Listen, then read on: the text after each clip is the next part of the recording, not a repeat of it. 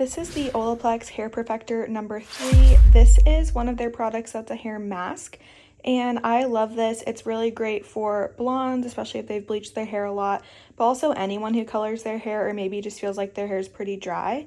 I love using this. You use it before you shower, so you just get your hair wet, put this in your hair, apply it on the ends, and then work it up to the roots. Then let it sit for at least 10 minutes. I honestly like to let it sit for even a few hours just while I'm maybe getting work done or doing chores. And then you can go in and shampoo and condition. It's recommended that you shampoo and condition with the Olaplex shampoo and conditioner.